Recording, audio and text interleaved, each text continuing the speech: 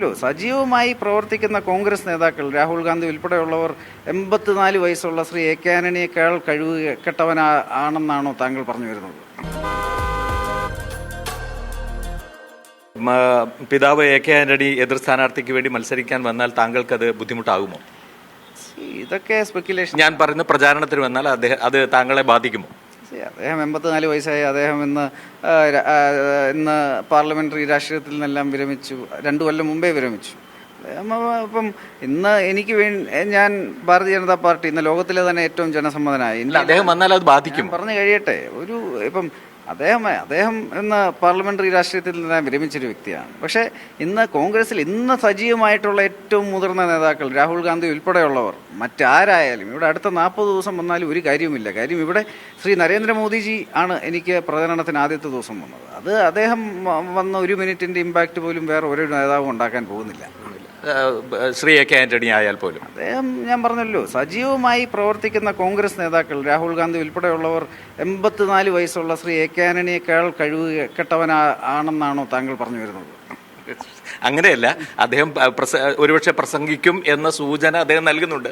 അത് താങ്കൾക്കൊരു വിഷയമാണോ എന്നാണ് ചോദിക്കുന്നത്. ശ്രീ നരേന്ദ്രമോദിജി വരുമ്പോൾ മറ്റാര് വന്നാലും എന്ത് കാര്യം? ഓക്കെ, വ്യക്തമാണ്. ഞാൻ മറ്റൊരു കാര്യം ചോദിക്കട്ടെ. അച്ഛൻ്റെ അനുഗ്രഹമുണ്ടോ? പേഴ്സണലി ഒരു മകൻ എന്ന നിലയിൽ അച്ഛൻ്റെ അനുഗ്രഹമുണ്ടോ? ഒരു മകൻ എന്നുള്ള നിലയിൽ തീർച്ചയായിട്ടും മാതാപിതാക്കളുടെ എല്ലാം അനുഗ്രഹവും ആശീർവാദവും എന്നും എനിക്കുണ്ടെന്നാണ് എൻ്റെ വിശ്വാസം. ഈ തെരഞ്ഞെടുപ്പിലുമുണ്ട്. രാഷ്ട്രീയപരമായി നമ്മൾ 2 അഭിപ്രായമുള്ളവരാണ്. പക്ഷേ പേഴ്സണലി നമ്മൾ രാഷ്ട്രീയ കാര്യങ്ങൾ ചർച്ച ചെയ്യാറില്ല. തീർച്ചയായിട്ടും നമ്മളെല്ലാവരും നമ്മുടെ രാഷ്ട്രീയമായിട്ട് മുന്നോട്ട് പോകുന്നു. അച്ഛനോട് അനുഗ്രഹം വാങ്ങിയിട്ടാണോ നാമനിർദ്ദേശ പത്രിക സമർപ്പിക്കുക? ഞാൻ എല്ലാവരുടെയും വിശ്വാസം ഉണ്ടായിരിക്കും. പക്ഷേ ഇപ്പം ഓരോരുത്തർ അവരവരുടെ രാഷ്ട്രീയമുണ്ട്. പക്ഷേ ഇപ്പോൾ കഴിഞ്ഞ ദിവസം ഞങ്ങൾ സിറോ മലബാർ സഭയുടെ വക്താവുമായി സംസാരിച്ചപ്പോൾ അദ്ദേഹം പറഞ്ഞൊരു പ്രധാനപ്പെട്ട കാര്യമുണ്ട്. ഇന്ത്യയിൽ പലയിടത്തായി ക്രൈസ്തവർ ആക്രമിക്കപ്പെടുന്നുണ്ട്, അവരുടെ ദേവാലയങ്ങൾ ആക്രമിക്കപ്പെടുന്നുണ്ട്, വിദ്യാഭ്യാസ സ്ഥാപനങ്ങൾ ആക്രമിക്കപ്പെടുന്നുണ്ട്, ആരോഗ്യ സ്ഥാപനങ്ങൾ ആക്രമിക്കപ്പെടുന്നുണ്ട്. അതിന് കേന്ദ്ര സർക്കാരിൻ്റെ മൗനാനുവാദം ഉണ്ടോ എന്ന് അവർക്ക് സംശയമുണ്ട് എന്നാണ്. എന്ത് മറുപടിയാണ് താങ്കൾ അവർക്ക് കൊടുക്കുന്നത്? കത്തോലിക്ക സഭയുടെ ഏറ്റവും മുതിർന്ന കർഡിനലായ ശ്രീ സെമിനൻസ് കാർഡിനൽ ഓസ്വാൾ ഗ്രേഷ്യസ്, അദ്ദേഹം പ്രധാനമന്ത്രി വിളിച്ച ക്രിസ്മസ് ഇവന്റ് പ്രോഗ്രാമിനൊക്കെ വന്നിരുന്നു.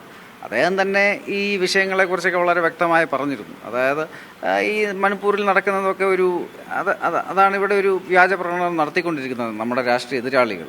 പക്ഷേ ഇതെല്ലാം 2 ഗോത്രങ്ങൾ തമ്മിലുള്ള പ്രശ്നമാണ്. ഇത് വർഗീയവൽക്കരിക്കാൻ ശ്രമിക്കുന്നത് ശരിയല്ലെന്നാണ് ഈ സഭയുടെ ഏറ്റവും മുകളിലിരിക്കുന്നയാൾ പറഞ്ഞു. അപ്പോൾ താഴെയുള്ള ഈ സഭാവക്താവ് പറഞ്ഞത് താങ്കൾ തള്ളിക്കളയുന്നുവെന്ന്? തീർച്ചയായിട്ടും അങ്ങനെ ഒരു ഞാൻ സഭയിലെ എല്ലാവരുമായിട്ടും സംസാരിച്ചിട്ടുണ്ട്. അവർക്കെല്ലാം റിയാലിറ്റി വളരെ വ്യക്തമായിട്ട് അറിയാം. ഇത് സഭയുടെ ഔദ്യോഗിക വക്താവാണ്. അപ്പോൾ സിറോ മലബാർ സഭയുടെ ഔദ്യോഗിക വക്താവാണ് ഇങ്ങനെ പറഞ്ഞത്. ഞാനത് കേട്ടില്ല. പക്ഷേ സഭയുടെ നേതൃത്വമായിട്ട് ഞാൻ വളരെ വ്യക്തമായിട്ട് സംസാരിച്ചിട്ടുണ്ട്. ഞാൻ മാത്രമല്ല, നേതൃത്വം സംസാരിച്ചിട്ടുണ്ട്. അവർക്കെല്ലാവർക്കും ഇന്ന് ശ്രീ നരേന്ദ്രമോദിജി നയിക്കുന്ന ഭാരതീയ ജനതാ പാർട്ടിയിൽ ഒരുപാട് വിശ്വാസമുണ്ട്.